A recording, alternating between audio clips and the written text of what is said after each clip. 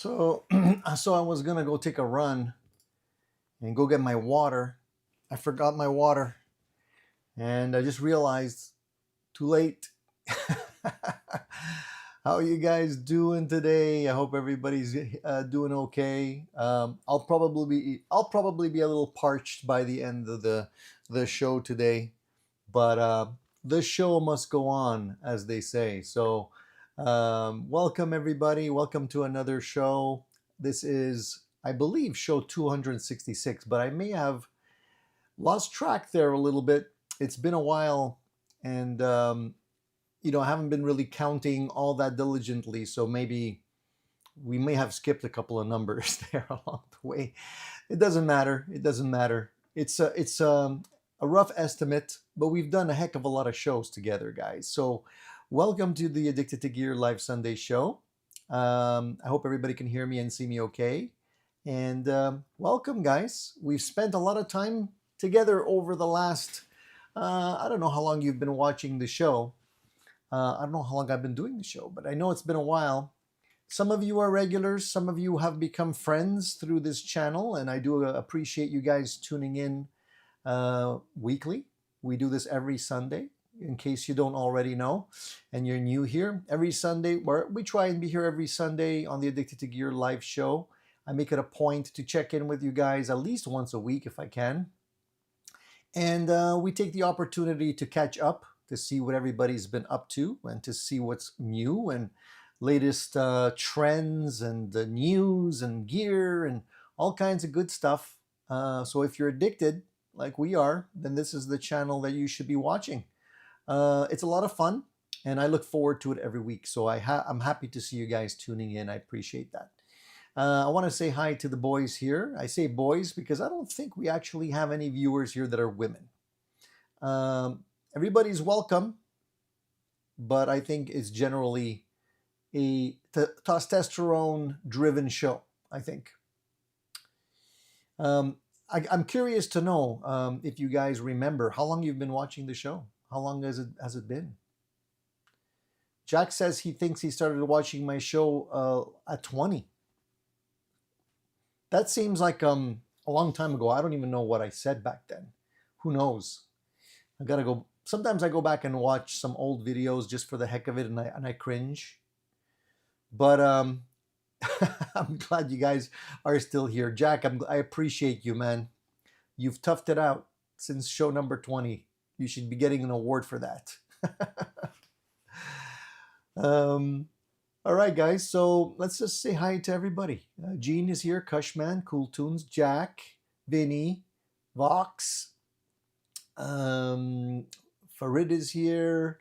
I'm just skipping, so I might skip a couple of people along the way. I'm just trying to get through it quickly here. John is here as well. It's me, Don P, Profile Productions.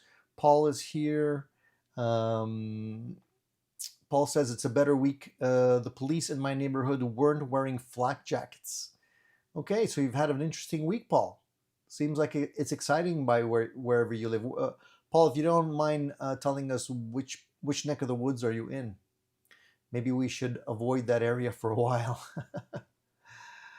So Gene says 200 guitars. Whoa, that's a lot of setups and string changes. And Cushman says Zeppelin for the win. We'll get to all of those comments shortly. Gene says, Paul, you should be on Tony's as a guest. Yeah, Paul, why not? Why not try and be part of the contest? That should be fun. By the way, if you guys don't know what we're talking about here, I might as well clarify for anybody that's watching and doesn't know. There's a contest to be a guest on the show, and we were running it for a little while. I think we're going to run it for a little while longer, just to make it a little bit more interesting. And the idea is just to have some live guests on the show, because usually it's just me doing the talking. So I don't mind doing the talking, but it's a little boring after a while, and it's nice to be able to talk with some of you guys that are tuning in diligently. So I opened up this contest basically to see who'd be interested. And all you have to do is basically just post a video. If you have a YouTube channel or you're on social media of some sort, just post a video indicating why you want to be on the show, why you like the show, and make it creative, make it fun. It's open. You can do it any way you want. Just let me know that it's out there, and hopefully other people will see it, and you know, the video that gets the most views will be selected as a guest, and we can have 2 or 3 guests. It doesn't have to be one person only, so don't worry. It's and it's not anything stressful, guys. You know, it's basically just a conversation, so you don't have to be shy. I know some of you might be a little bit camera shy, but it's open to everybody, so it could be a lot of fun. So all you have to do, post it on your YouTube channel, post it on your social media, put the hashtag addicted to gear on it, make sure we see it, or I know about it, and then you're entered in the contest. So it could be a lot of fun. So that's an open invitation. Okay, now for the housekeeping, we need to let everybody know that if you're new here, you have to subscribe to be able to chat. We have 27 people here so far. Others normally trickle in. If you can give me a thumbs up, I would appreciate that. It's always helpful. And if you're new, don't be shy. Let us know. Danielle is here. Danielle says, have any arch tops? Love them, but often get frustrated. The issues related to pickups and pickguard, mechanical clearance, damping, vibration issues often present regardless of price. I don't have any arch top guitars, Danielle. A friend of mine had bought one. It was a Godin, which was actually a very nice guitar. And I don't know if are these issues across the board, or is it just specific models that cause these issues? And why are you into arch top guitars specifically? Do you play jazz, or do you just prefer the feel of an arch top over a regular solid body guitar? I'd like to know where you're coming from in terms of your preference in guitars. Hey, Danai, good morning, man. Nice to see you here. Gene says he's lurked for years because I'm shy. Gene, don't be shy. It's all good. We're all friends here. Vox says, my wife listens in to Tony's show if she wants to or not.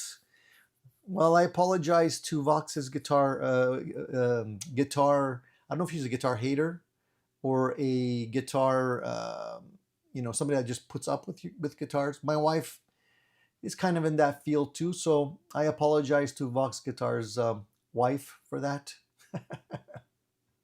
She puts up with me. I appreciate that. Paul says, I've been here since I was a child. Now I'm 78. That makes me feel young, Paul. Well, good guys. I hope everybody's doing really good. Vox says April Wine's guitarist should do a guest spot on Tony's stream. That's what the plan is, Vox. Brian Greenway from April Wine did say that he wants to be on the show, or that he would like to be on the show. I haven't bothered him since because he's on tour, and I don't know his schedule. I don't want to bother him. He's not doing it, he's doing me a favor basically if he comes on the show. So I'm letting him be, and it's still an open invitation to be on the show. I would really like to see him here. Possibly when there's a break in the touring, then yeah, maybe. I haven't checked recently to see what the touring schedule is for April Wine, and let me see. Maybe I could bother him.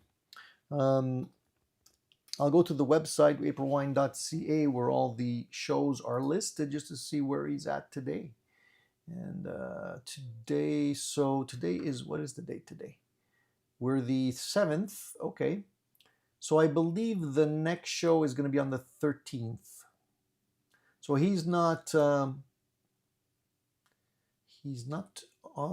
doing anything now, but he's probably still on the road. So let's see here. The last show was August 30th, where he was in, and he was opening with Bachman Turner Overdrive. That's pretty cool, man. So he was in St. Charles. And next he's going to be in Kentucky, New Haven, Kentucky.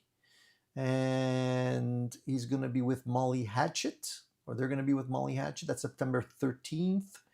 Then through September 19th, he's going to be in Kentucky as well. And he's going to be with Sweet, the band Sweet.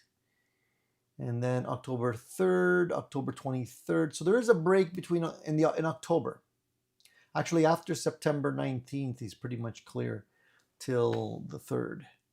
So, and it's cool. He's opening up. They're playing with. He's also going to Switzerland, by the way. So he's going to be going to Switzerland, Australia. He's going to be on the road quite a bit. So they're, there's other bands that they're playing with. Molly Hatchet, Sweet, Uriah Heep. Who else? Anybody else? Mostly Uriah Heep there for a while.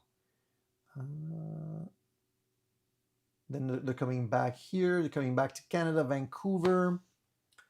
I don't think, are they coming back to my neck of the woods here? I don't think so. I missed the opportunity to see them when they were here. That was they started off here. So yeah, that's too bad.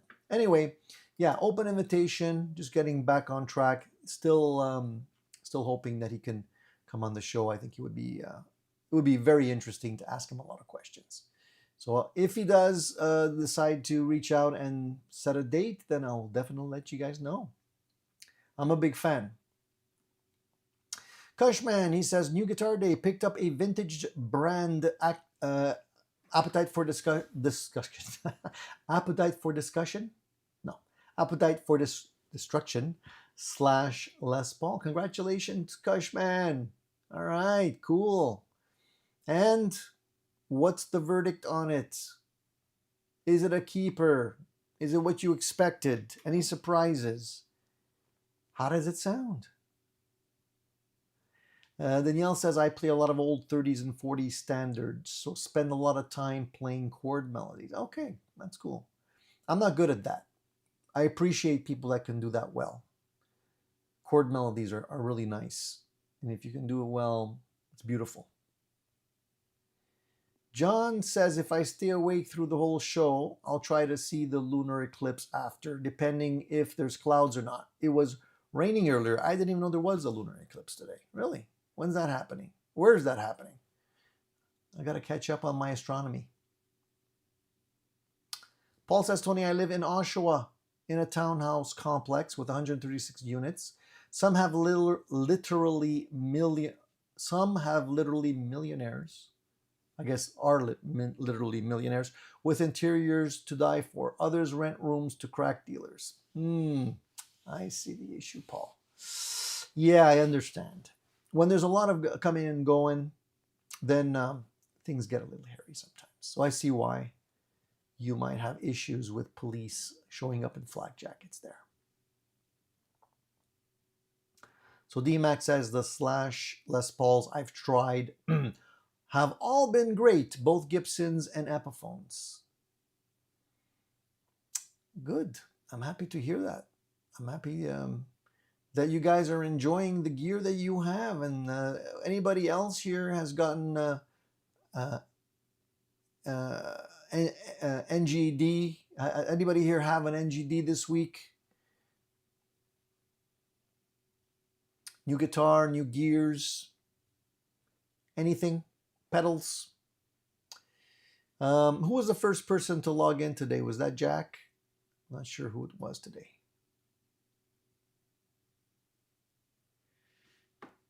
There's always somebody that's first, so I don't know who it was. All right, so let's talk. Hey, Presley, what's happening, dude? Hope you're doing well, man. Hey, Presley, I haven't seen any videos from you, man. If you want to be on the show. We talked about it earlier. I think you weren't here yet, but you know, it's open season for being a guest on the Addicted to Gear show. So if you're interested, it's open to everyone. And you'd make a cool guest. I think we would have a lot to talk about. So we should do it. And so Kush says, profile says Kush was first. Kushman. All right, Kushman. So you win the award for today for the early riser. John says the eclipse starts in just under 3 hours from now. I didn't even know there was an eclipse. So who guessed I'd be playing this today? Ta-da! I actually this guitar is kind of, how can I say it? It's not in the best condition right now. There's a string missing. String missing, so I can't play the high E string.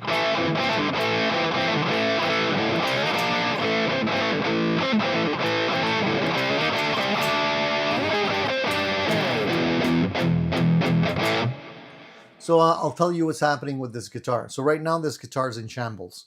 The locking nuts are not closed up on here. There's a string missing. Basically, I was working on this guitar yesterday, and I'll tell you a little bit of a story.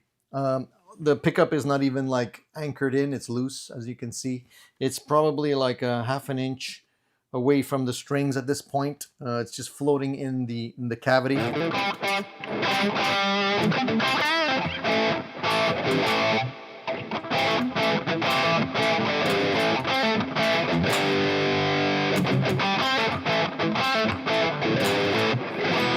The reason is, and it's also not tuned, as you can probably hear. But, you know, it plays well. It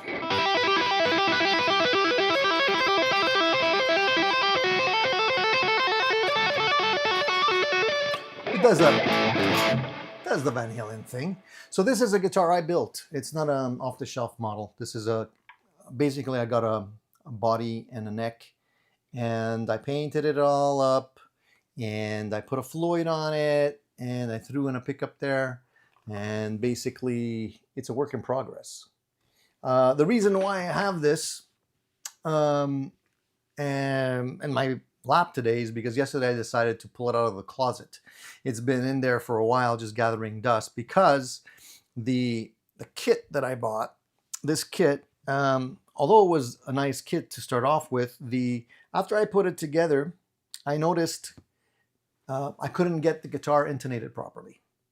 So that was trouble. So I basically put in this is a Schaller Floyd. It's not a cheap Floyd. It's actually a very, very well-made Floyd Rose in here. And I was trying to get it intonated, couldn't get it, couldn't hit the mark. I had the bridge pulled all the way back, the bridge saddles pulled all the way back, and I still wasn't getting it intonated. I realized at that point, after I measured everything, that the posts, the holes that they put in, were in the wrong place. They were, I would say, at least 10 millimeters too close to the neck. They had to be further back. So I decided this weekend, I'm like, well, it's time to fix that. So I plugged the holes up, I drilled new holes, and moved the bridge back about 10 millimeters. And I had to, because of that, I had to actually enlarge the cavity for the Floyd, because now it was too close to one of the walls. So now it's nicely centered. As you can see from the back, you can see the actual brass post there, whatever you call it, the block. So it's actually centered now, so I can do both pull-ups and dive bombs properly. But, you know, one thing leads to another, you know, so this didn't fit, so I had to modify it. I had to push it back. Then I had to pull out the actual pickup here. So now I'm going to have to put the pickup in the right place, because I had to adjust the height of everything. So this is not in the right place anymore. And the pickup that I have in here was screwed right to the body. So I had to pull those out, and now I'm gonna have to fix that. Then I have to fix the radius of the neck and screw everything back, balance everything up. I also had to put longer screws, beefier screws, because the ones I had were too short. So I did that, and now it's nice and solid back there. So you know how it is. One thing leads to another, but it actually plays really, really well. Even though it's like all messed up right now, it's very comfortable to play. So I'm liking it. I'm liking it a lot. And then once it's set up, I'm going to love playing this guitar. I can already tell.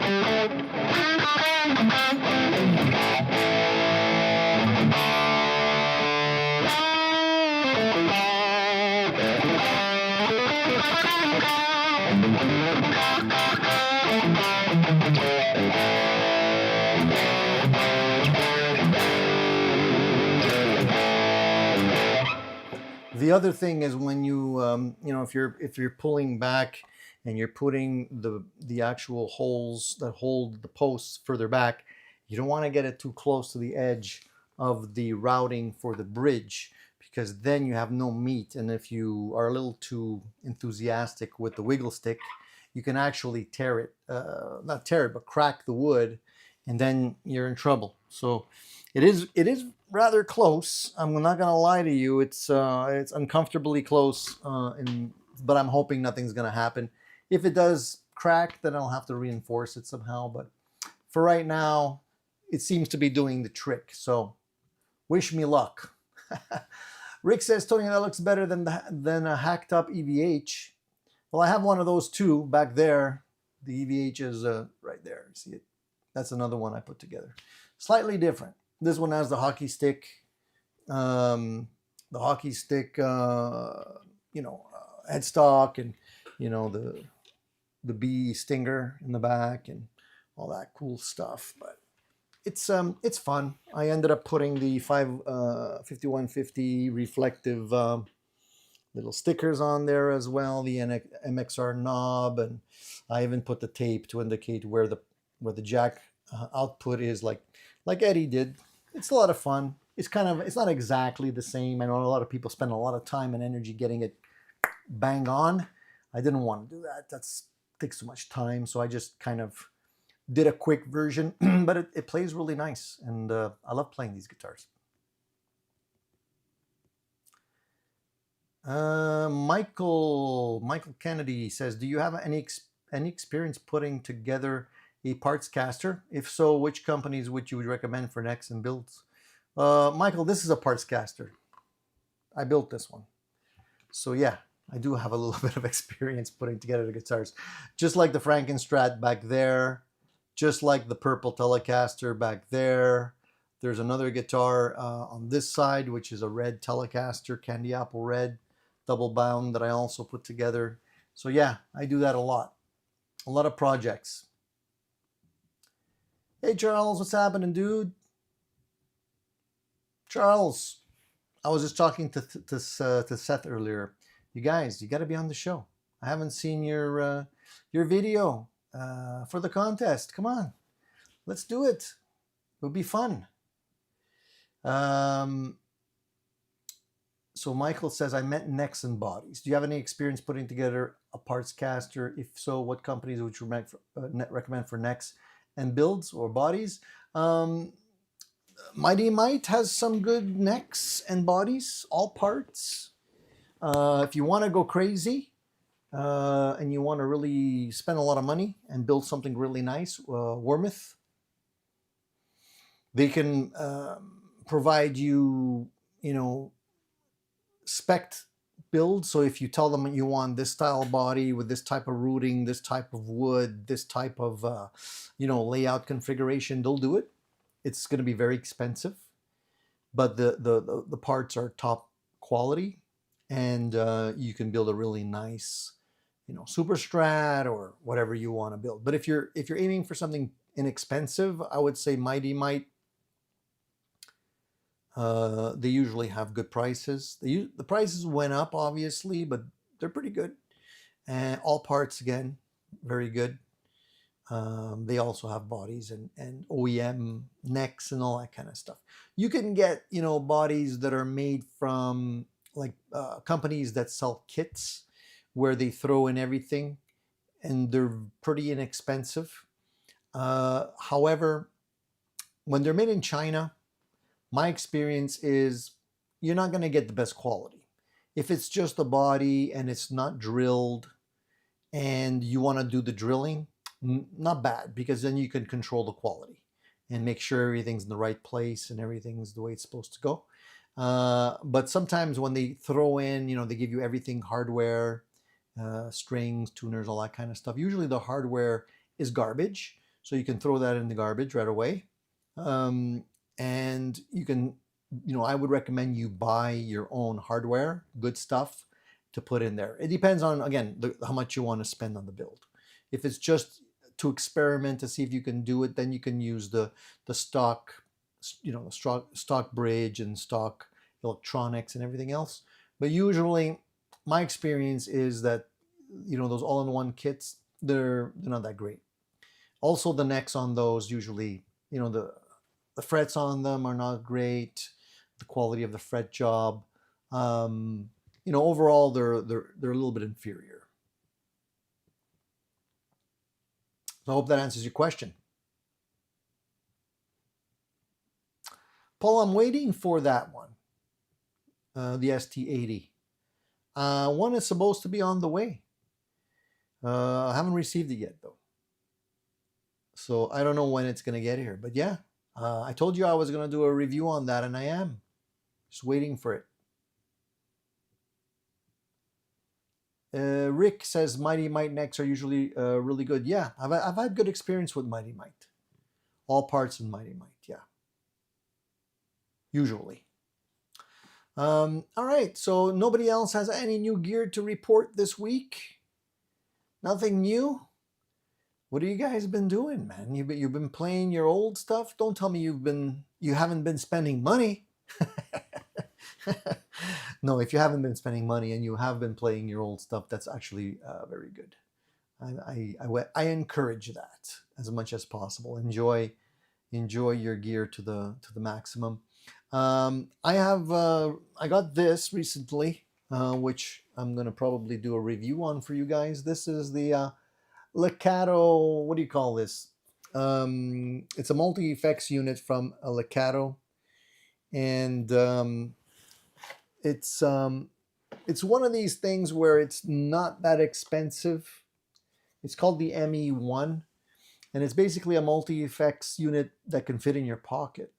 It's actually built quite well. It's very solid. I've already dropped it, so I could vouch that it passed the drop test, and it actually sounds pretty good in terms of what you can get. This is a great backup unit, and I'll play it for you guys. I'll do a full review on it because it's very inexpensive.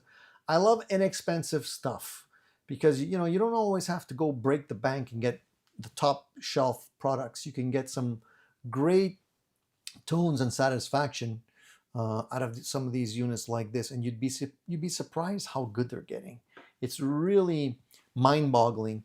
I want to talk a little bit more about that in a minute because Brian Wampler had a very good video that he put out not too long ago on that subject. And I wanted to address that because I think it affects everybody. And he brought up some really, really great points.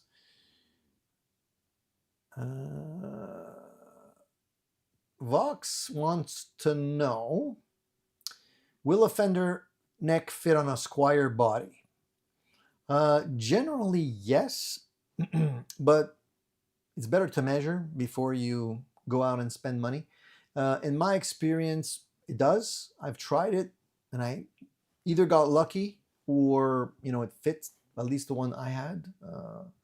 So yeah, if you want to upgrade your Squier and you want to put a Fender neck on it, yeah, you could probably do that.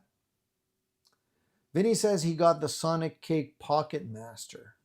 Yeah, that's another one. That Sonic Cake has also been putting out some decent stuff for budget decent effects pedals, and they're a lot of fun to play. I'm still rocking this today. This is what I was playing earlier. Imagine the Hotone, the Pulse. I've been playing this for, I don't know, 3-4 weeks now for the shows. I love it. It's you don't have to be a cork sniffer. You can have good stuff and budget stuff, and they both play well together. Everything has a place.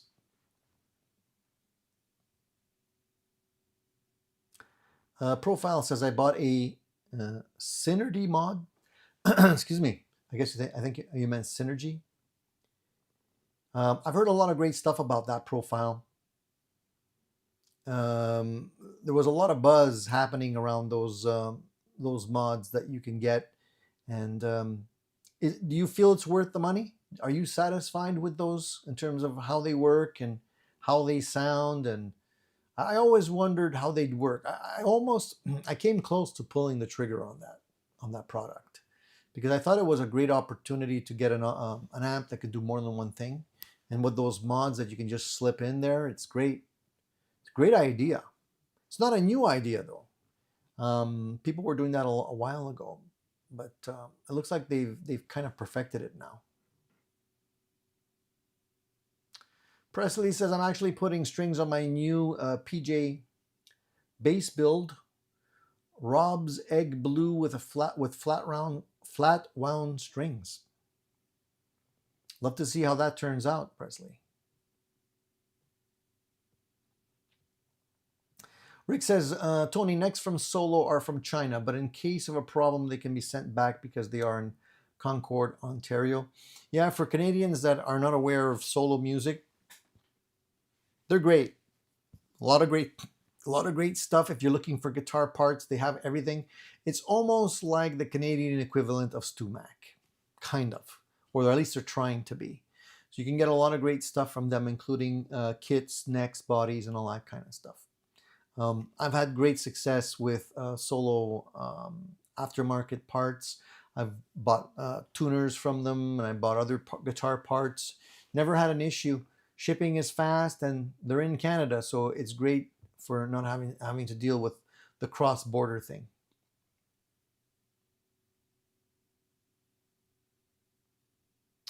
By the way, this is something else I got recently. It's not a box. We're talking about, different things here in terms of guitar equipment. I wanted to show you this. I'm going to do a video to show you exactly how it works. But if you guys are geeks and you're building your own stuff like I do, you need one of these. This is, it's basically a gauge. You can get this from StewMac, and I love it. It's really been a game changer for me. It comes in two parts, as you can see. And basically, there's a plunger that goes up and down. And you see this little brass piece at the bottom here? Well, that goes over your strings. So if you want to measure the height of your strings, you know how you usually use a ruler or a gauge, a feeler gauge or whatever, you eyeball it. It's never 100%. It's kind of hard to see sometimes what you're doing. Well, with this, I can't, it's usually your guitar has to be flat, but I'll just show you how it works. You put it over your fret, put it over your string, and then you pull it down till it touches the fret and you let go. And it gives you a reading here. And it's really, really accurate, like really accurate. And once you have the reading, what I like to do is I'm a stickler. I like to have my guitars set up the same way or as close to the same way as possible. So I'll take a guitar that I feel is like in the sweet spot. And I'll take a measurement with this on all of the strings.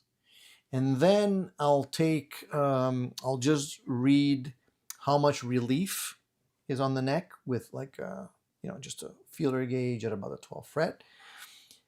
And then I'll try and replicate it. So I'll get the relief in the ballpark the same way as the donor guitar with the specs. And then I'll set up all of the strings as close as possible to the reading on the guitar that I really like.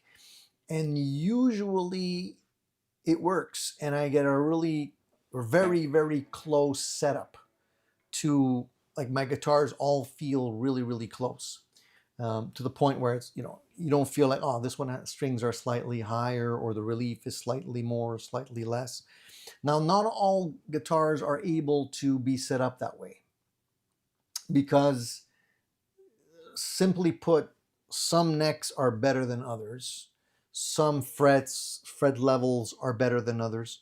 So if you try and get, and my action is usually pretty low, if you try and get it that low, sometimes strings will fret out on certain guitars just because the fret level is not the same. It's that finicky, it's that precise at that stage. But, at least you know how close you can get in which guitars you're able to get the settings dead on. So I've been really enjoying it. It's not a cheap thing. You can buy this on StewMac, but if you're building guitars and you're doing setups, it's well worth the investment. Mark is here. Hey, Mark. Mark says, have you tried The new made in China, James Tyler guitars. No, no, I haven't. I've heard about them. A lot of people are excited about them. I don't know what the price is on those guitars. I know that they're usually, you know, the China models are usually less expensive, but I don't know how much less they are. I haven't tried them, no. Unfortunately, I don't see them here in my neck of the woods that often. Unfortunately. They're a little hard to find. Have you tried them, Mark? Or you know anybody that maybe has one? Profile says he bought a string gauge. They are awesome. You need some sort of a string gauge if you're doing work on your guitar. John says, I changed the saddles on a Telecaster this week. I didn't bother measuring the height. I just raised them until they stopped buzzing. That's usually one of the suggested methods of doing it. You know, you lower it, it starts to buzz, and you just, you know, put it back up a little bit. The thing is, you know, you also want the strings to follow the curve of the neck. You know, the curvature of the neck is important. And so that's the reason why I like one of these things, because when you're measuring it, you know exactly how far it is from the top of the fret to the top of the string. So you can get the curvature pretty much dialed in. There's other ways of doing it too. You can get the little gauges and stuff like that. Those work too. I've used those many times. But sometimes it's fun to have the tools. I showed a video, I don't know, 2-3 weeks ago, maybe, where I showed the gauge, the neck, the center gauge that I got, also from StewMac. Well, when I was putting, making the holes and drilling the new holes for the posts for this, I double checked to make sure the strings, the neck would be totally aligned with the bridge, and it worked beautifully. I was able to, within a couple of seconds, just mark the center point, and then strings were like beautiful, dead on. So sometimes, you know, spending a little bit on some tools, I'm not saying go crazy and buy everything that you don't need, but sometimes certain tools will be a game changer, and those two so far I really do like.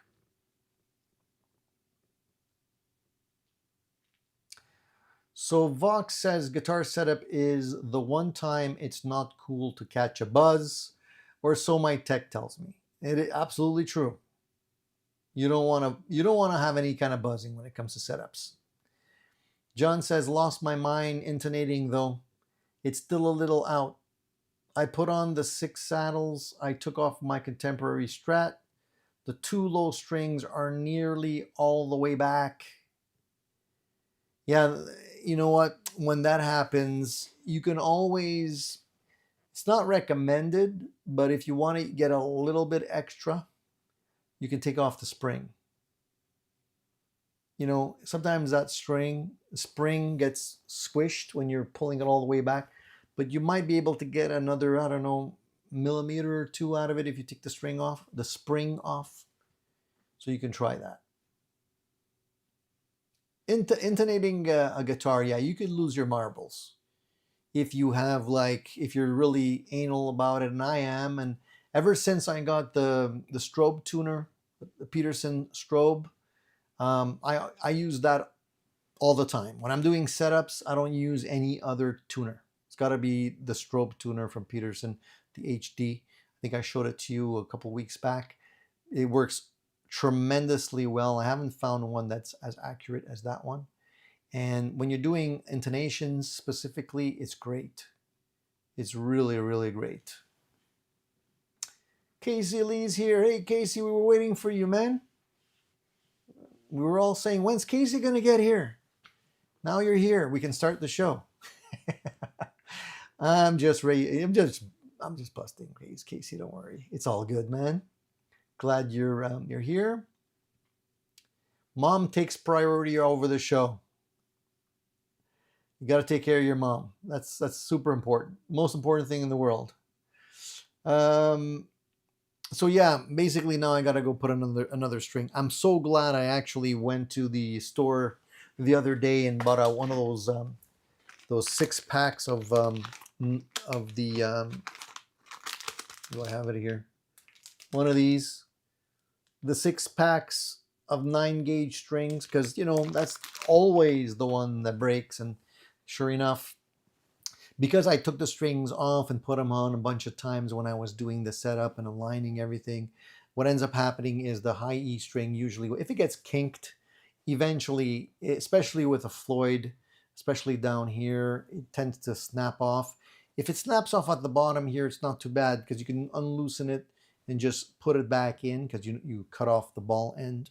But if it breaks up here, then you're done for. And that's what happened. It broke up there. So and I'm cheap, so I try and, even though these strings are all chewed up, for setup purposes, it's fine. To get into the ballpark with intonation, it's fine. When I'm in the ballpark, I'll swap them off. I'll swap them out, and I'll put a new set just before it's ready to go. But there's no point in putting in a new set right away because you're going to be taking them off and putting them back on a few times. Rex says, I spent some time learning how to float bridge / vibrato on my Made in Mexico Strat. Ended up using post-it note process, which works pretty well. So if I understand what you're saying, Rex, the post-it note trick is basically, and this will help other people here that don't know, if you have one of those stacks of post-it notes, you just basically peel off enough so you can slide it under your bridge, so the bridge is perpendicular with the top of your guitar, so it's not doing this, not doing that. You put it under, slide it under, and then you have the exact spacing you need. It's an easy way to do it instead of making a wood shim or something like that. And then basically, once everything's lined up, you can adjust the springs in the back, and you should be able to then just slip out the post-it notes, and everything should remain in place if it's set up the right way.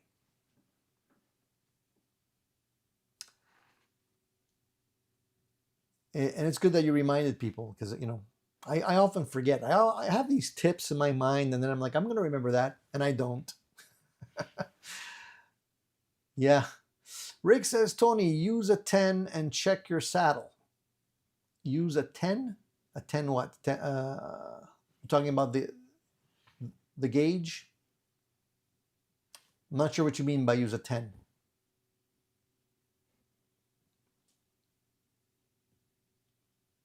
So guys, yeah, 46 people here, 21 thumbs up. Only half of you are happy about the show. So if any of you don't mind, always appreciated with a thumbs up. So what I was saying, okay, somebody here was asking me whether or not I watched the Rick Beato interview with David Gilmour. I sure did. I loved it. The first one Rick did with Dave felt a little rushed, felt a little bit unprepared. I know they were probably backstage somewhere on the first one, so I didn't feel like they were both into it. Felt a little bit hurried, and a little shallower in terms of the questions. This one, the new one that Rick put out, was great. He actually got into the meat and potatoes. They were at David Gilmour's place. Rick is so lucky, man. He's so lucky that he's able to just, he's gotten to the point now that he can just get these mega stars on his show like that, and ask them personal questions and be in the same room with them. I'd love to be able to do that. So he's living the dream, and David Gilmour is the man.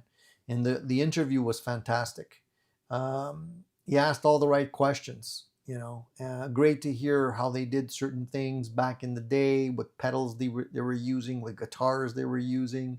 How he feels about recording. He asked about whether in the earlier days they were using analog recording, tape basically, and now digital, and when it switched over, he didn't want to go back. David Gilmour was convinced, it was digital's the way to do it. It's so much easier and better and quicker. And yeah, I would say Gilmour is a guitar geek. It's funny because you get to a certain age that right now he probably doesn't even know most of the stuff that's in his rig because he probably has someone else dealing with all of that. But he still remembers what he used back in the day and how it was done and all that great stuff. So I geek out on all that stuff. I love listening to all that. I could listen to that all day long. Well, we have to thank Rhett if he talked Rick into starting a YouTube channel. Yeah, because Rick is a superstar on YouTube. He knows his stuff, man. He's not fooling. The guy's a walking encyclopedia of music theory. It's amazing to me. But it's cool that he's not just focusing on theory, because I think he would lose a lot of viewers on his channel, because I think a lot of people that are tuning into his channel are tuning in when he talks about, what makes this song great, or does all those great interviews, or, he's also done a couple of little tests here and there with gear and all that kind of stuff. So it's varied enough to keep people interested. And I love that. I'm a big fan.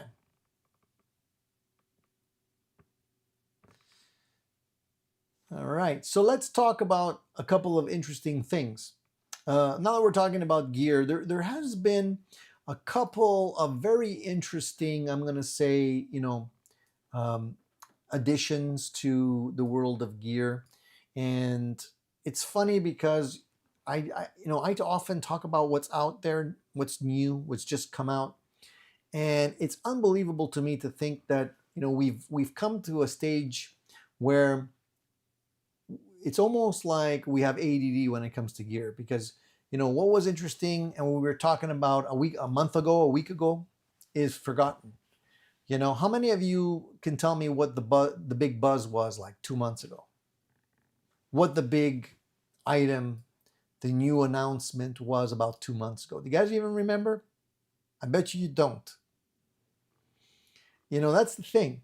We're always interested in what's next. Well, as you guys know, recently Blackstar put out their Beam Solo, which is basically a new headphone type of amp. It's kind of like the pocket-sized the version that Fender came out. Everybody's coming out with this stuff, by the way. It's nothing new.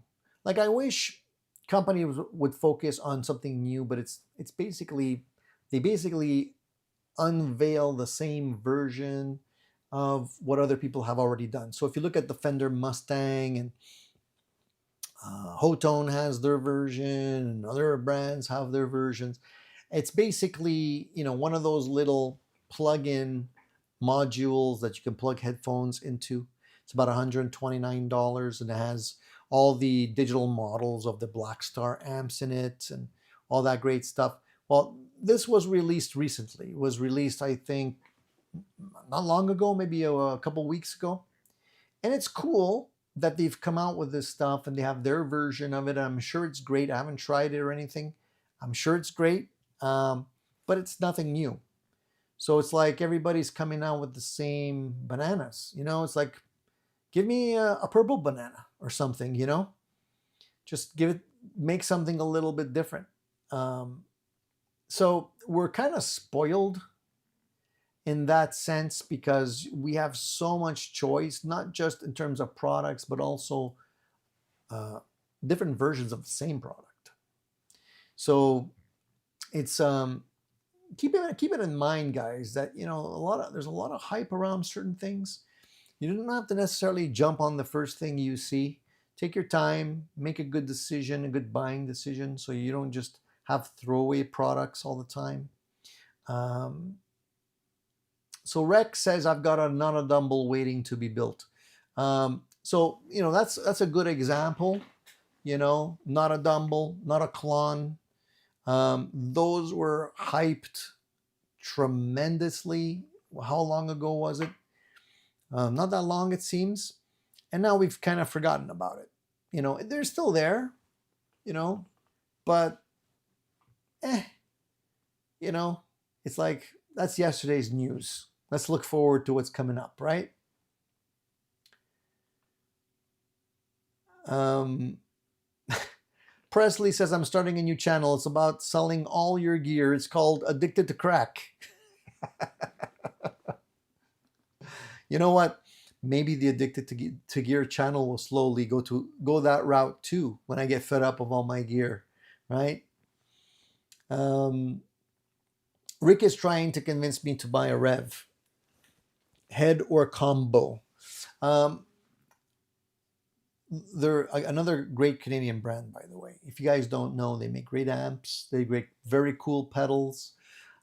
Great stuff. I haven't had the luxury or the privilege of actually trying the amps, the Rev amps. I have tried the pedals, and they were great. I reviewed one of those a while ago on my channel. You can find it. By the way, guys, there's over 800 videos on my channel. So, you know, if you want to find something, it's probably in there. So I'm a big fan of the Rev brand. I think they're really making some good quality and unique products. Like they're not necessarily putting out, you know, their version of a Marshall or their version of a Vox or whatever. The amps that they're building really have some really interesting new ways of doing things. So this is why I really think you should keep your eye on them. I'm a big fan of the Friedman amps, as you guys already know. And I remember watching a video on YouTube. I wish I could find it. It was a great video, by the way. They had all the amp builders. They had a room full of amp builders, including, well, there was Dave Friedman in there. There was the guys over at Rev. Bogner was there. Anyways, there was probably 7 or 8 different amp builders there, and they were all testing out everyone's amps. And they did a blind shootout where they were playing the amp. Somebody was playing the amp, and then they would vote on the best sounding amp. All of these builders, not knowing which amp was being played. And I remember Dave Friedman selected the Rev amp as the best sounding amp in the room. And I think he was right. I think they sound tremendously well. So take a look at them.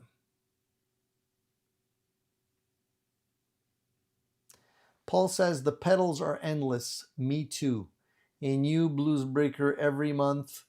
And now clones are back with a V2 by everyone. Of course, the clones, the blues breakers, the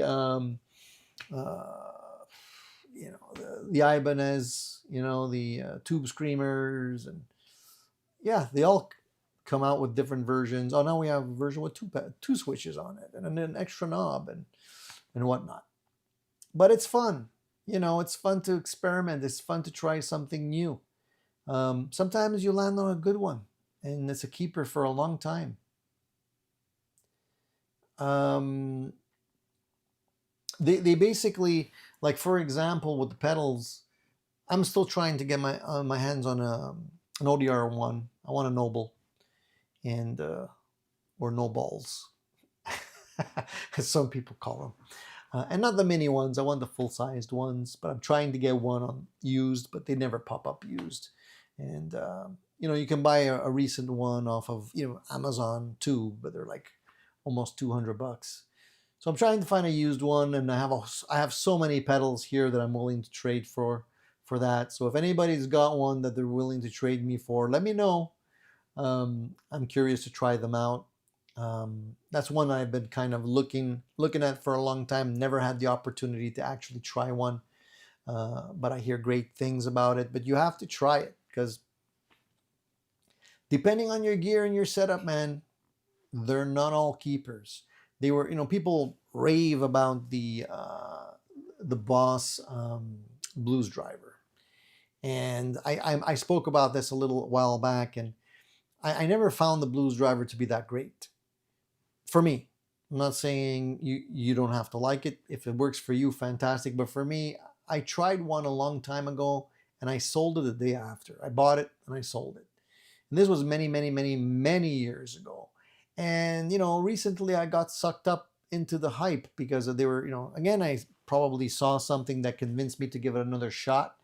And I bought another one, and yeah, I still don't like it. So at least I know I'm consistent. Nothing's changed, in that regards.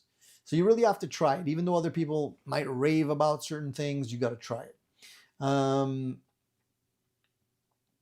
Danielle says, Rev did that funny quality related video taped in a hockey rink. They need a more serious video on that subject. I remember that one.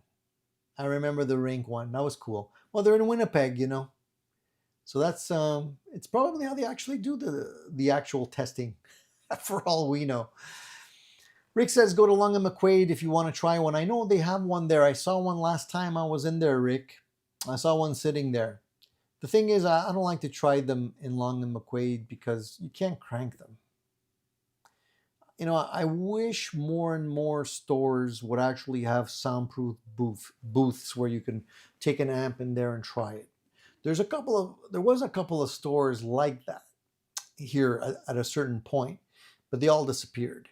And you really need to crank it. Why don't they have like little test booths? Like the little, just walk in there and bring your amp, crank it up, and get to hear it full blast. Because if you're playing it in the store, everybody's gonna start looking at you, because if you crank it more than 2, people get annoyed. So there's that.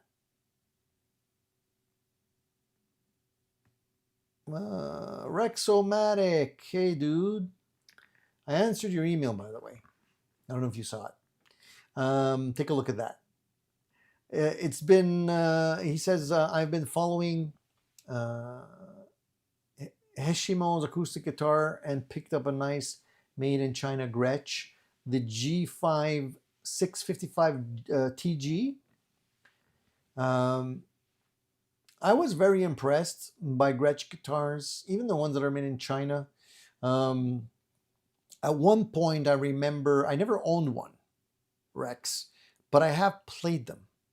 And I remember at one point I had my Mesa Boogie Electrodyne amp head, and I remember working at a trade for another amp head, so I brought mine to the fellow's house, and I wanted to try his amp, and I didn't go with the guitar, and he had a Gretsch, and I played through the Gretsch. It sounded really, really good. Really good.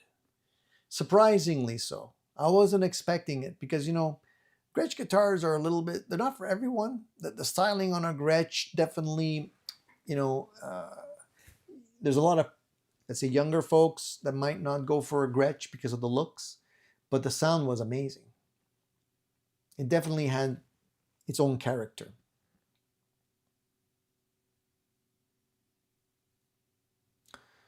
Rob F is asking me, Tony, did you get the Waza or the older? I don't have either one of those. I don't have the Waza. The one I got, the pedal I got was not the Waza. It was the regular one. Run of the mill blues driver. Some people say the Waza is better, but I don't want to spend that kind of money for a blues driver because I don't like it. And I'm thinking I'm going to buy the Waza. It's going to cost me more, and I still won't like it. I would have to try it first. Warhart says, try anything twice. Yeah, you never know, man. Second time around might be different. It's happened to me. Telecasters, SGs. I initially, when I tried an SG, I didn't like them. I'm like, I don't know why anybody would buy this guitar. I tried the wrong one. Honestly. I gave it another try. I landed on the one I have now. Now I have 2 SGs. And I love them. Great guitars. It just wasn't the right guitar for me. Or that particular day, or my particular mindset back then. Same with Telecasters. You know, at first I was a Strat guy. Had to be a Strat, nothing else. Wouldn't even look at Telecasters. I don't want a country guitar. Now I have like, I don't know how many Telecasters back there. And I love them. So yeah, try stuff more than once. Paul says the Nobles are muddy. Are they? I don't know. I mean, maybe. I haven't tried one yet, Paul. I'd like to try it. Any other questions, guys? I'm doing a lot of talking, but I don't see many questions here. I guess you guys are happy just listening to me. We have 56 folks in the house, 36 thumbs up. Please, guys, if you're new, subscribe so you're able to chat, and it'll take a minute. You just subscribe, and a minute later, you'll be able to jump on the chat if you're wondering. If you haven't already subscribed and you're lurking, please subscribe to the channel. We do this every Sunday, folks. And when we're not doing the live shows, we're doing the video reviews. So please subscribe. So I talked about the Black Star Beam. Like I said, you know, it's a Me Too product, basically. It's just somebody else putting out their take on something that's been done many, many times before. I'm sure it could be a good product. I'm not knocking it or anything. I haven't tried it yet. But I just wish people would come out with something new, something a little different. One company that is doing something that's a little bit different is Strymon, because they released a product also recently called the PCH, which is it's an active direct interface. Now people might be wondering, I don't need that. You know, I'm not in a studio. I'm not playing live. I don't need something to go out to front of house. But if you do need that, this is a very cool product, because basically it's not a stomp box. You know, it's basically a DI box. Picture a DI box. You guys know what those are. But it offers full stereo support. It offers a built-in headphone amplifier for practice and monitoring, and it basically makes sure that the sound at the end of your signal chain becomes a direct interface for a balanced line isolator. It's basically a balanced line isolator that gives you noise-free mono stereo routing, so you can take that and put it to the front of house or whatever. It's particularly great when you're going direct into a PA monitor, where you're playing live straight to the desk when you're recording, for example. And because it has mono stereo outputs for sending your processed electric guitar signal right into your unbalanced onboard gear, it's great if you're using, for example, the FR speakers, you know, or an acoustic guitar amp, for example, that kind of thing. You can get like a really, really pristine sound out of it. So if you're doing that kind of thing, and it's not that big, it's about, you know, this big, it's the size of a pedal, but it could do a whole lot more than a standard DI box. So it's great to see people doing stuff like that. Like, don't give me just another DI box, make it different, make it better.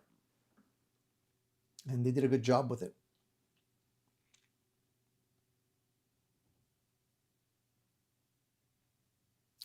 Steve says I should be checking out the chat breaker. Maybe something you'd like. I'm not even familiar with that. What that is? The chat breaker. Okay, let me just. Now you got my curiosity. Let me see what that is.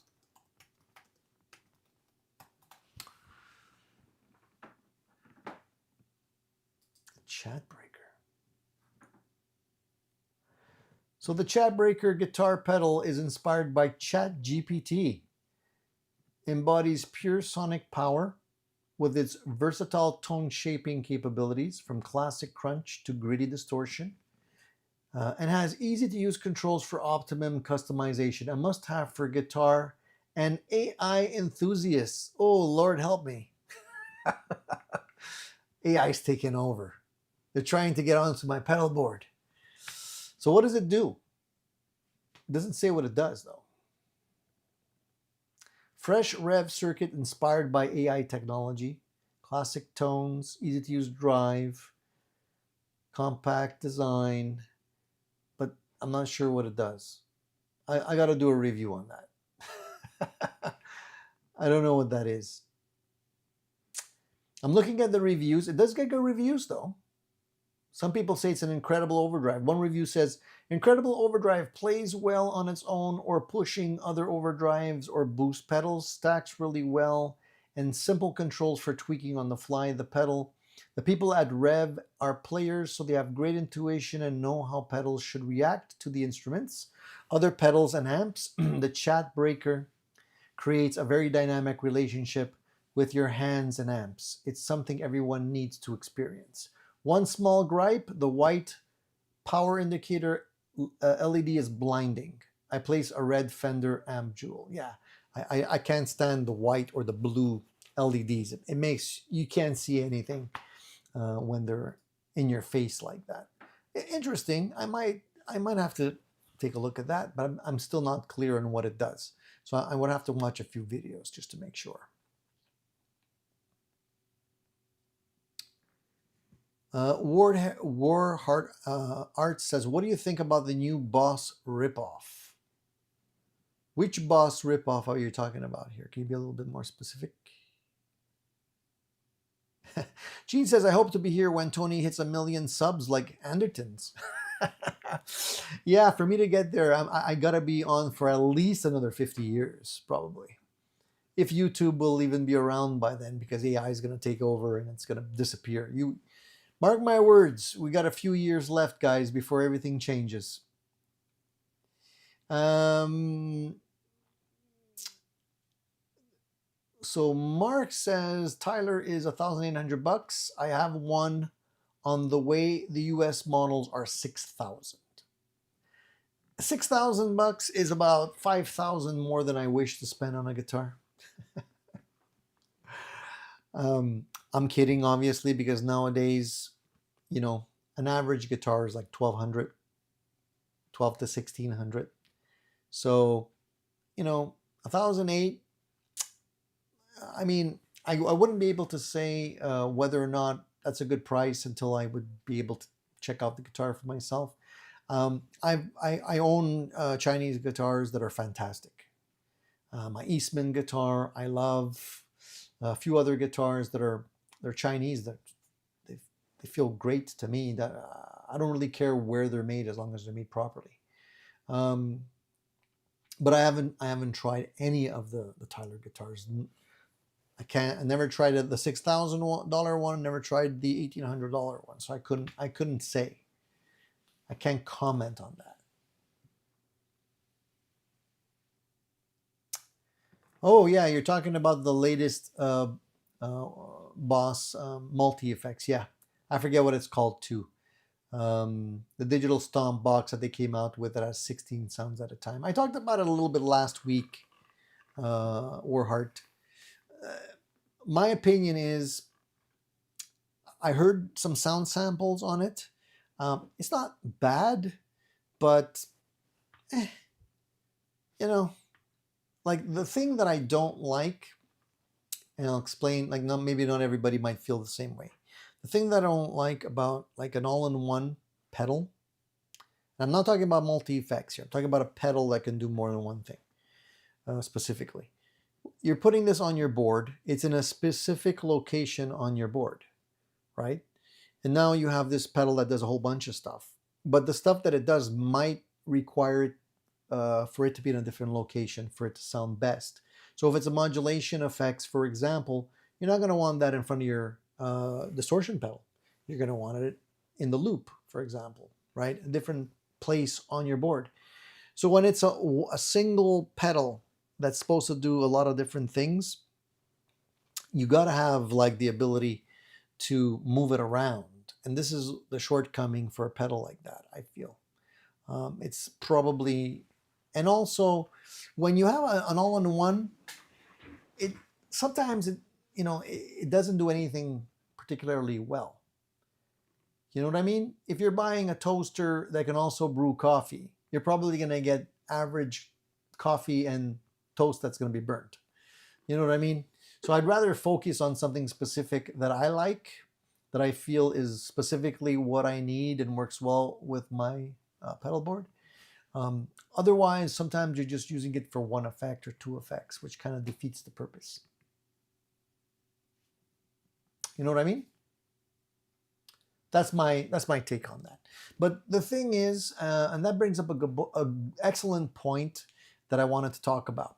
So Brian Wampler of Wampler Pedals is also a fellow that I really respect a lot. He does the Wampler stuff is great. I have a lot of respect for them. They do make great sounding pedals, and I own a few, and some I've had for a long time. And he's brought up a good point, um, where he's talking about people that are in the business of making guitar pedals. Um, and he brought an excellent point up recently, and there's a video on this. And basically, he was saying how, if you don't embrace the technology that's coming down the pipeline, and he was talking about digital, mostly digital modeling, profiling technology, all that kind of stuff. That's taking a huge bite out of the pedal and the amp, the tube amp market specifically, because you can do a lot now with these multi-effects units in terms of emulating, and so you might not necessarily be looking at buying a pedal, especially since there's a race to the bottom, in the sense that everybody's trying to make a really great sounding multi-effects unit and make it for as cheap as possible. So there's no room left for people like him that are focusing primarily on building pedals, because the sounds are getting so good with the multi-effects unit and the prices are getting so cheap. Why would you spend $250 on one pedal when you can get a multi-effects unit that has possibly 30, 50, 100 pedals built in, bunch of amps, drums, looping capabilities, and could work as an interface for recording. So they're getting shoved out of the market, and I believe it's actually true. I believe that we're going to see a lot of these pedal makers slowly disappear. There still will be some, I'm sure, but a large majority would say like, I'm not even going to play in that environment, because there's no money to be made anymore. So it's going to put a damper on us, I think. And does that mean it's going to be a bad thing? I don't think so, because I think there's still going to be a lot of choice. Case in point, like I love my tube amps. I have quite a few around me here, but I also love my multi-effects units. I love my Axe effects and all these little gadgets like this. I'm a gadget guy, guys. I love anything that sounds good and makes it easy to play. And if it's cheaper, even better.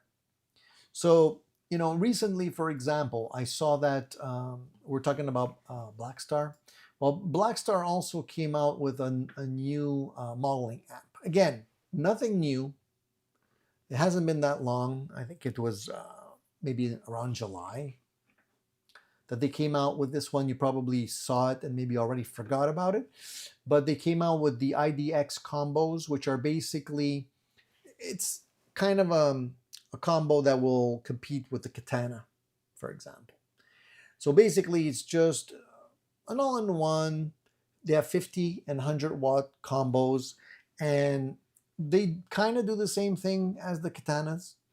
They basically have digital guitar amp modeling. They have built-in digital pedals in there as well, and they're just light combos that are not driven by tubes. They're all transistors, but the thing is, there's a huge market for that. There's a big market where people don't want to mess around with tubes, and they don't want to have to go out and buy, one or multiple pedal boards like that.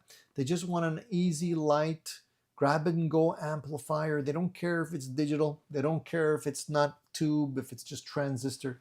But they want something that's going to be loud enough that they can go and jam with their friends and have everything built in, so they don't have to carry a whole bunch of pedal boards and all that kind of stuff, and still get a good sound and not spend so much money. So I have nothing against these kind of amps, guys. A lot of people will, if you're a cork sniffer and you're, no, it's got to be tube, it's got to be, got to be Marshall's, got to be this, got to be that, got to cost a fortune. I don't buy that. I think there's a market for everything, and these definitely have a huge portion of that market, especially since nowadays most people are playing in their bedrooms. So they don't need to spend a lot of money on expensive gear where you're kind of limited and you still have to buy the pedals and everything else to go along with it. So, and honestly, Black Star gets a lot of flack because their amps are basically, unrepairable. Let me explain. A lot of companies that make amplifiers, especially tube amplifiers, to a certain degree, you can fix them. If there's an issue, you can fix it. Somebody can go in there, remove a transistor, resolder a component, put it back in there, it's working. Okay? They'll last forever, most of the time. Okay? The Black Star stuff, not so much, because they're all built on these circuit boards, and I have nothing against circuit boards. A lot of companies use circuit boards, but their circuit boards are minuscule. In other words, the components are tiny. If something breaks in there, you need special equipment to fix it. You can't bring it to your local tech to fix it. They're going to have a very hard time. So either you have to send it back to Black Star or you throw it in the garbage bin. And a lot of people, when they're looking at the Black Star amps, they're like, well, it's not really an amp because it's more of a multi-effects type of thing, right? So I get that, but again, here's the rub. A lot of people don't care. A lot of people, all they need is a great sounding amp, and if it sounds good and it's light and it's not expensive and I could throw it in the back of my trunk and go to a gig and it's loud enough, that's all I care. And if it breaks, I throw it away and get another one because it's not extremely expensive, right? So again, we're at that point, I think. Hey, the Alien Jones is here. How's it going, dude? He says, this week I got two Fender Frontman 212R amps used for $530. So this, you're jumping in at the right time in the conversation. So why did you get those amps? Great deal. $530 for two. Great deal, man. What are you using them for? Why did you select them? Was it just because you got the opportunity to get those specific amps for cheap, or did you specifically set out to get those amps? Hey Charlie, what's up? Charlie from New Jersey. Nice to see you, buddy. What's happening? John says, in the age of the electric car, who sheds a tear for the blacksmith? Pretty much.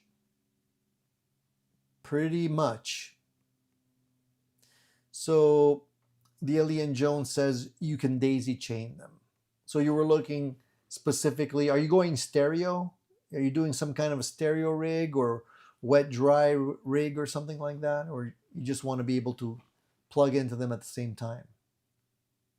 Studio Q Music says, just did the Tremonti VIP clinic with a rig tour and is currently working on and creating a Tremonti effects pedal line.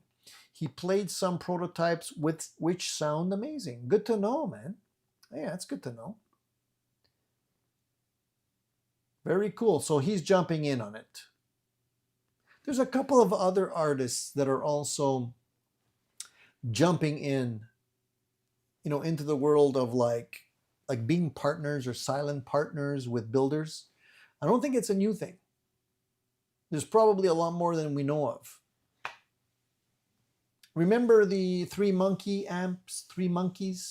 Those, if I'm not mistaken, the guitarist of Aerosmith was involved in that company at a certain point. I don't even know if they exist anymore. Not really sure. Haven't kept up. Danielle says, vintage 47 amps look very attractive from a price point view. The old Valco-like point-to-point wired amps Guy seems to have a good stash of new old stock tubes. Um, yeah, possibly. If you're looking at some of those, the more vintage sounding amplifiers, that could be interesting too. I like the Subro amps as well, Danielle. I was about to buy another one. I sold mine and I regretted it. I had seller's remorse and I decided I was going to look for a new one. And thankfully, the guy that I found turned out to be a flake in my area. He posts it and removes it, posts it and removes it. He's probably done it about 10 times already. And recently he reposted it again. This guy's not serious. So I don't even bother with it anymore. But maybe it was a sign, because at the end of the day, I ended up getting the Marshall. I ended up getting that one from Brian Greenway. And it sounds amazing. So do I miss it? Yeah, but not really. I have enough other things here to keep me busy. Rex says, every now and then I fire up my 25-year-old plus Fender Twin Reverb just to remember what a tube amp pushing air feels and sounds like. Rex, you're absolutely right, man. It's funny because we do forget. And no matter how good the multi-effects units get, you know, the little gadgets and all that kind of stuff, they sound great.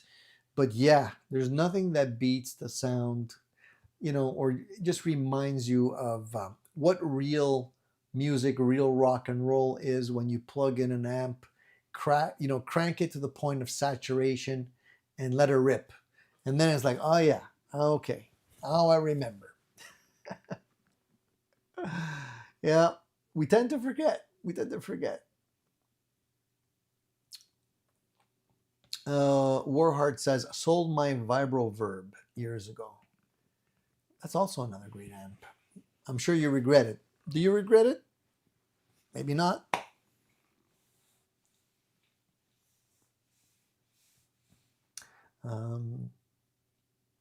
The Alien Jones says they were in great condition. I just like those amps, super loud. I play them in stereo. Yes, they are not sought after, but I love them. That's a good thing. Because if you like the sound of a specific piece of gear that is not like super hot, you can buy them all day long for peanuts.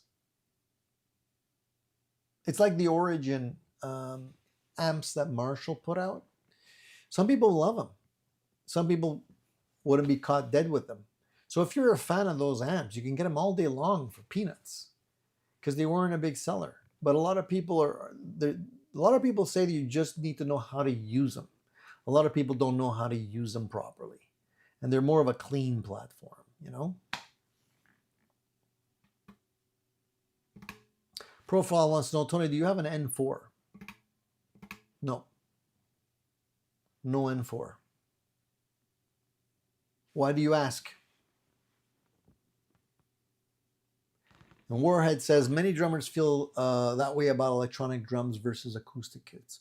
I've spoken to a lot of drummers, and actually, I used to play drums.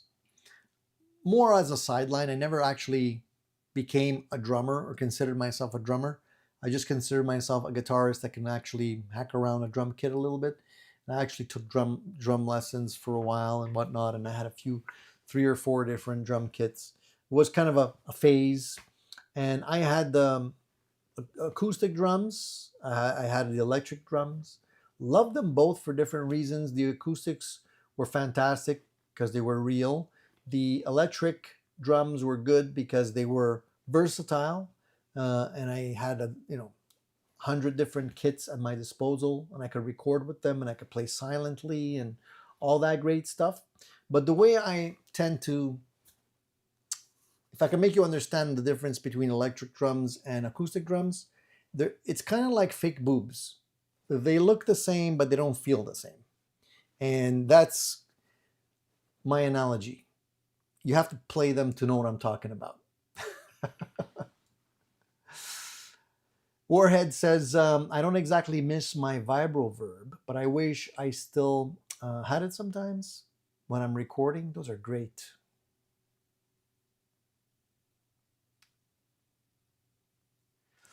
The Nuno guitar, yeah, Nuno is actually he just put out a new guitar, if I'm not mistaken. They just announced it not long ago. Yeah, so he's one of the one of the artists that is putting out new stuff. He's got signature series and stuff like that, which is cool. And Danielle wants to know, familiar with Fantone pedals? No longer made. People ask a lot for used ones. I've been enjoying Fan's Fran Lab live stream. No, don't know it. Sorry, not familiar with that brand. Gene says I need to feel more drums.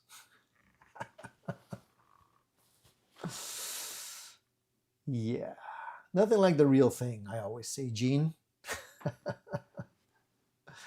I hope your wives are not listening to this show today. One other thing. So, we're talking about how we forget about stuff that comes out. Marshall came out with their modified series. Who's talking about that? Nobody. Also, Dave Friedman came out with his souped up Marshall. He does souped up Marshalls all the time, but specifically he's come out with the mod of mods, basically, and they're extremely expensive, and I don't know how many that actually are being sold.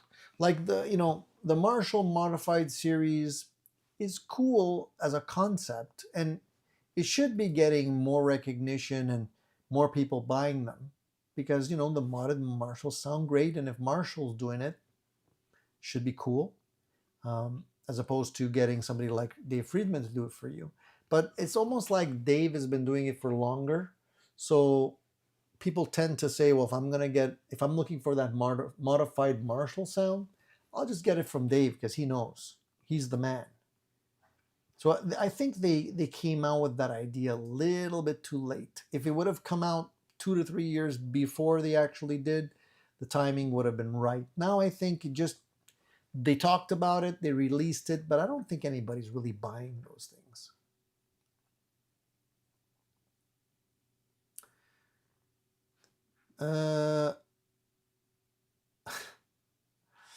Dave says, when putting a humbucker in the bridge of a HSS guitar, do you worry about the distance between the neck pickup and the middle? Do I worry about it, or does it get in the way? And Dave says, oops, not bridge, neck. So I have one of those guitars, Dave. It's a Charvel that I bought. I love it. But the problem is, I tend to think that having two humbuckers is easier because, yes, the middle pickup, if this is what you're asking, Dave, I'm not sure, but the middle pickup tends to get in the way of my picking. I put up with it because I like the guitar and I like the options of having the neck and the neck, the middle, and the bridge option. But if I really have to be honest, I prefer to go humbucker, just because the way I pick, especially if it has a Floyd Rose, I tend to be right over the middle pickup. If it doesn't have a Floyd Rose, I could rest my picking hand on the bridge and I can be a little bit further back, which doesn't get in the way. Some people say, well, just drop the middle pickup. But then the sound is weird, So it's a compromise.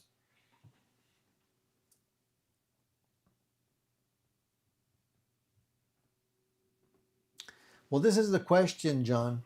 John says, but are Marshall the experts in modding Marshalls or only know how to build the stock ones? I think a mod is not hard to do, and they're probably doing some simple stock mods, which could be fine. I don't think mods are that difficult to do, but I do think that, somebody like Dave Friedman is like the master at doing that kind of stuff. His amps sound like to make you understand, like Marshalls in a room don't sound like when they're recorded. They sound very punchy and bright sometimes, and sometimes a little bit too harsh. But when they're recorded, they sound great. The Friedman amps sound more like a Marshall after it's been recorded. This is the difference between, in my opinion, between Marshalls and the Friedman amps. The Marshalls are a little bit more raw and untamed, and the Friedman amps have more of a tweaked studio sound to them, if I could make you understand. So Alien Jones says, reminded me I may pick up a Marshall Origin 50 combo amp someday. I'm curious about those amps. Yeah, a lot of people, like I said, a lot of people don't like them because they're expecting the saturated Marshall sound. Those amps don't do that. It's more of a clean platform. But if you put a pedal in front of them, they sound great.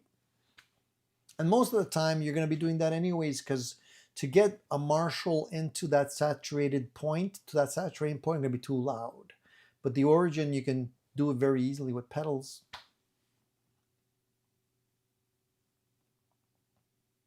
So Dave says, I put a stacked humbucker in the neck, but it's weak compared. Yeah, I understand what you're saying, Dave. I'm curious. I haven't actually looked under the pickguard of my Charvel, the one I recently purchased. It's back here somewhere.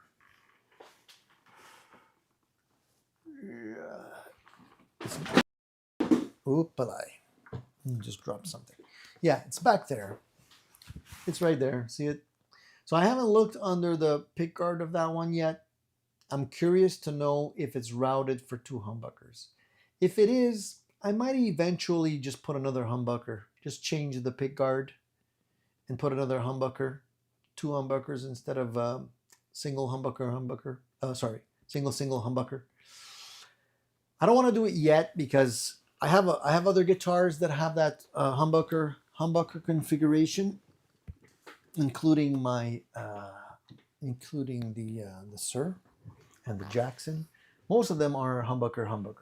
So I want to have at least 1 or 2 that have the single humbucker.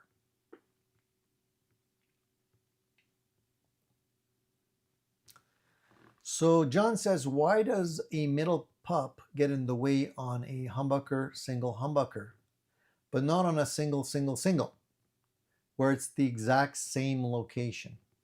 Most of the time, John, it comes down to the bridge. A lot of these HSH configurations typically use or often use a Floyd style bridge. When you're using a Floyd, you can't rest your hand on a Floyd because it throws the tuning out of whack. So you have to move your picking hand further up, which basically most of the time lands somewhere on that single coil. Also, the space between is much less because you have 2 humbuckers which are fat, and then you have a single coil. As opposed to 3 skinny single coils, you have more space between the pickups for your picking. Dave says, I'm putting a set of Vise dark matter pickups in a 25-year-old SA. Interesting mod. I'd be curious to see how they sound. I'm all for modding, man. Mod till your heart's, to your heart's content, because you're gonna find something that works really, really cool. Profile says aux box.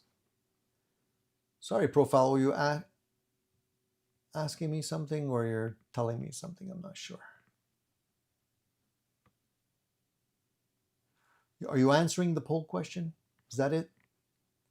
We'll get to the poll question in a minute, guys. By the way, if you guys are new here, we have a poll question every week, and we like to get your feedback. So if you haven't already voted on the poll question, let me know. And there's an open contest, guys. I mentioned it twice already. For those latecomers, if you want to be on the show, post a little video on your social media channel. Tell us why you like the Addicted to Gear show, why you'd like to be a guest. Make it fun, make it entertaining, and you can automatically win a chance to be on the show and talk to us live. Get to know us even better. So don't forget to do that. Studio Q Music says, I was always a Marshall amp guy, but mostly playing PRS and EVH amps, using an Archon and a 51503 50-watt 6L6. EVH are building really nice amps lately. And Dave says, I like EVH amps. They're loud. They are loud. And Dave says the HS2 not so much. Well, that's the other one that recently came out not long ago, right? The 5150 iconic amp combos. Didn't they? It wasn't that long ago that they came out with the new version of that. If I look at stuff that came out like around NAMM, these are all stuff we forgot about already. Bad Cat, the Era 30 amps. I don't know if you remember those. Those came out. The Boss Waza tube amp, the expander core, which was a little module. I don't know if you guys remember that. Probably not. These are things that just come and go. The EVH 5150 iconic series, the 15-watt 1x10 combo, the smaller one. Do you remember that? I don't know if that one sold all that well.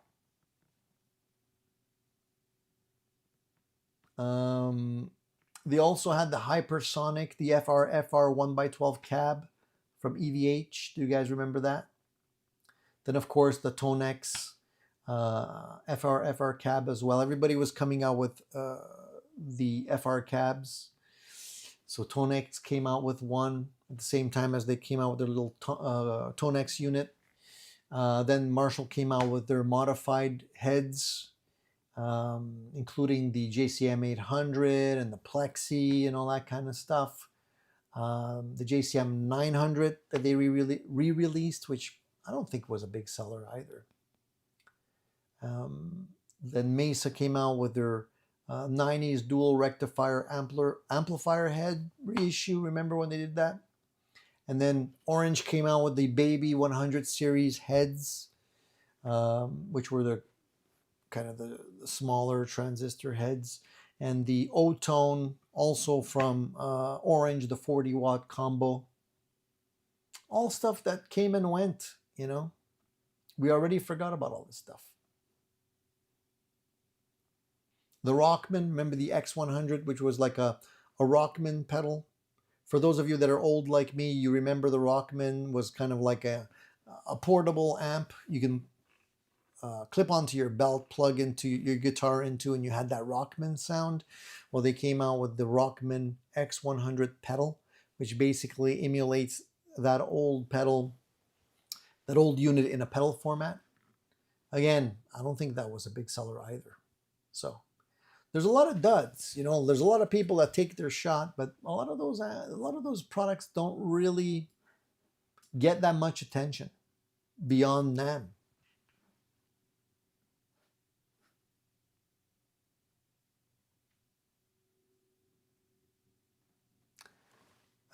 Paul says Marshall Origin 50 is very JMP 50 sounding. Cleans and crunch sounds are best, and they need to be pushed.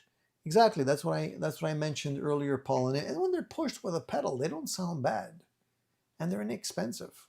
So for like a gigging amp, you can get them for under $1,000. I think I've seen them for like $500 or $600. Not that expensive. Profile says run the Marshall through the aux. You kind of have to. This is why I got the aux. Because if you want to really crank it to the sweet spot, any of these amps in this room, basically, besides perhaps the little Princeton that I have back there, but you know, that Marshall, the Friedman back there, or the Brunetti, they all, if you crank them, that's when they sound great.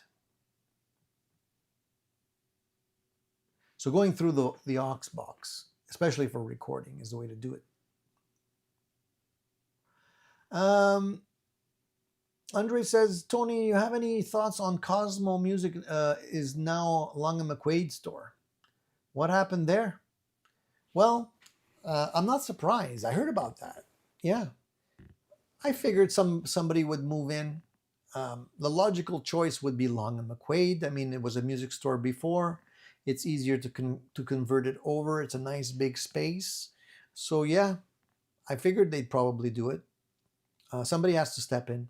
I'm disappointed that, Long and McQuaid is basically taken over. There's not that many independent stores here anymore that are not Long and McQuaid. The little shops are kind of like focusing on used gear. But if you want to buy anything else, you want to have a chain store, there used to be more selection. Now it's basically Long and McQuaid. Everything's turning into a Long and McQuaid, which is not great because honestly, they don't have much choice. If you want run-of-the-mill stuff, you could probably get it if you order it. But if you want something a little bit more, you want to get a Friedman amp, or you want to get something like a Tokai guitar, or something that is not run-of-the-mill, they don't have that many. They don't have that much. So if you're not specifically going through the, getting the Gibsons that they have there, even the Fenders, there's not that many. So yeah, we're running out of choice. So you're gonna have to kind of buy online. Yeah, I remember when Def Leppard used the Rockman in the studio. They definitely had that sound. Very, very specific type of sound. It's a little dated, but it does it well if you're looking for that 80s sound. Alien Jones says, scored a Fender navy blue hard case for $165 this week, normally 200 plus. What's up with the price of cases lately? It used to be you could get a hard case for like, $80 all day long. Now, if you're looking at for, a molded case like the SKBs that I like so much, they're pushing $300 now. It's crazy. Whenever I see one that pops up cheap, I grab it.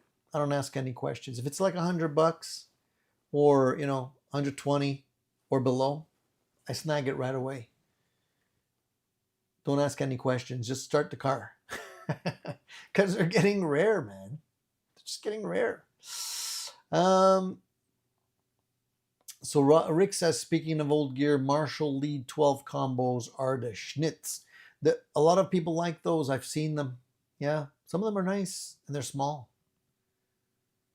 Yeah, I miss the mom and pop stores too in anywhere. Studio Q. It's a shame. Studio Q says, I wish Andertons would go international and come to the rest of the world. Their store is nuts. Went last year. Not a big fan on Long and McQuaid. Yeah, we need some competition. Competition is good. But there's nobody left to really step in. I don't think there's that many people willing to open a music store these days. It's just too risky. Not enough sales.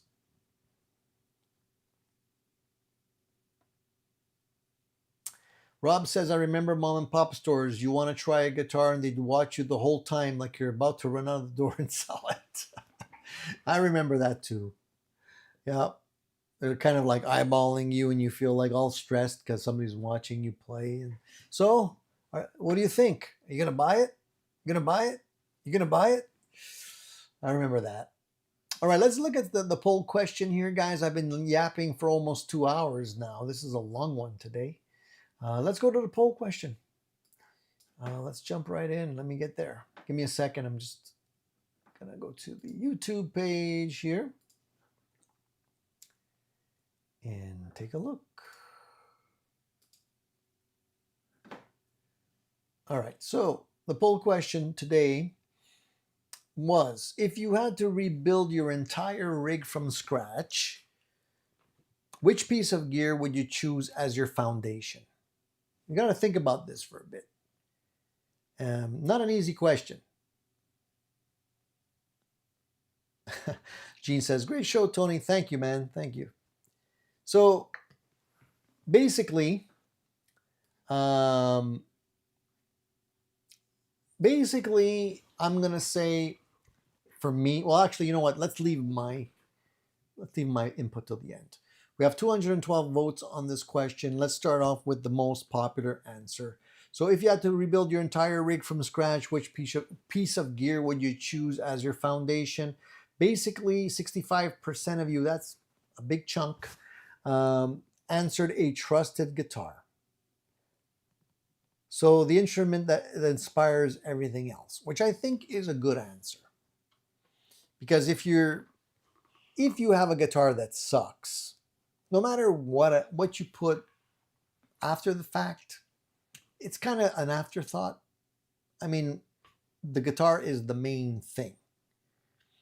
So, but at the same time, a guitar is just one element in the chain.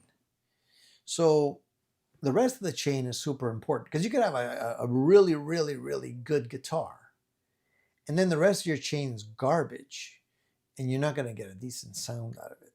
So is that actually really true? So 65% of you picked a guitar, and I understand that.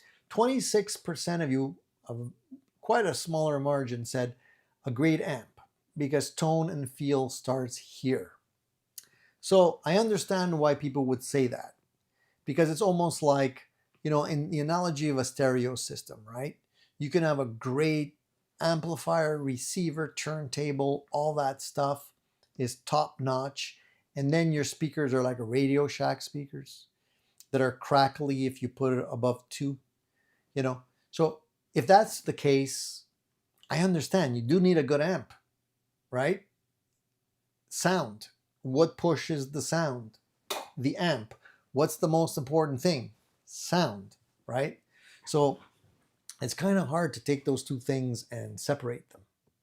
But 26% of you said a great amp. So let's go to the next most popular answer. 7% of you said a versatile modular / multi-effects unit. One box, endless possibilities. 7% of you. So 7% of you are willing to forego the amp, forgo a super uber quality guitar for a versatile modular, which I kind of get also, especially nowadays. If you're not playing anywhere, you're not playing in front of people, you're playing in your home, you're playing in your bedroom, your studio, you want to take something with you. Yeah, a modular would probably do it. And perhaps an average guitar would be sufficient, because you're not a pro, maybe. You know, you're not making a living out of performing. You know, it's just a hobby. So I understand that. Now, 3% of you said a pedal board of essentials. Shaping the sound where the magic lies. So see, this kind of goes back to what I was saying before about pedals becoming less and less important and multi-effects units taking over. A lot of people are not really that, don't feel that pedals are that critical. 3% of you. So that kind of gives me a good sense of what the market is looking at. So I still do think you have to have a good guitar. I'm not saying you have to have the best guitar, but you do have to have a guitar that you're not struggling with, that you're able to get the sounds and you're able to play without struggling with it. I think that's important. But I do think that a good amplifier is just as important. And it could be a multi-effects unit. It doesn't have to be an amplifier. It could be a good guitar and a good multi-effects unit, or a good guitar and a good amplifier. And when I say good, I'm not saying it has to be boutique. I'm not saying it has to be, new old stock tubes and something uber rare. All I'm saying is that it's going to be able to reproduce what you're trying to achieve with your guitar the way you want it to. Clean. If you want it to be clean, it's going to be able to give you that. If you want it to be dirty, it's going to be able to give you that. Maybe you need flexibility. Maybe you want to do more than one thing. So you want an amp that's able to do that with, So if you're playing metal and all you have is a Princeton is a great amp, but not for what you're playing. So, if you're trying to get, a Mesa rectifier sound out of a Princeton, you're not going to be happy. This is what I'm trying to say. So depending on what you're playing, what kind of variations you're looking for, you have to be able to have at least a guitar and an amplifier of some sort, or a multi-effects unit that's going to be able to get you there. If you have those two things, you're 95% of the way there. The rest, if pedals and effects and all these little things, that's just like seasoning on the salad, just the last 5 or 10%, in my opinion. Just my opinion. There are a couple of comments, and I'm curious to see what you guys think, so I'm going to read some of these. Someone here says, if I have a decent guitar, not a great guitar, or even a good guitar, just a decent guitar, I can coax an acceptable sound out of just about any amp. Gotta have a decent starting point. If your guitar is pure shit, then you're screwed from the get-go, which I agree with. If you have clean, drinkable water, then you can definitely, without a doubt, make some sort of a soup to sustain you. But if all you have is dirty water, you're done for. So I kind of agree. This is kind of like what I was trying to explain just a couple of minutes ago. Someone else here says, none of the above. I don't think I can answer this question. If I could go back in time, I would only own one guitar, an SG, no flying V, or actually probably some kind of 335 style guitar. Wait, a Strat maybe. Too many options for my brain. So this guy is suffering from, selection I can't speak. So selection paralysis. I can't speak. I can't even say the word. You know what I'm saying. Too many choices is what I'm trying to say. And then Shane here says, I went with a multi-effects unit. While many seem expensive, they become invaluable to the guy gigging with limited resources. Yeah, and like I said, they're getting better. They're getting better and cheaper. And more people are kind of looking in that direction instead of maybe considering an amp, even the pros. So I don't think that's going to change anytime soon. And then, of course, somebody here says it's about the hands. As long as you keep the hands happy, you can make do with any sound. To a certain degree, that is true. But of course, you're talking about people that are addicted to gear here. So you have to take that with a big grain of salt. Option paralysis. Rob, thank you. I couldn't get it out. I don't know. Brain fart. Okay, guys, I'm going to let you go. I've been yapping and I really got to drink some water. My throat is all dried up and I'm kind of like ready to take a drink here. So I'm going to let you go. I appreciate you guys sticking around for almost 2 hours. Today was a long one.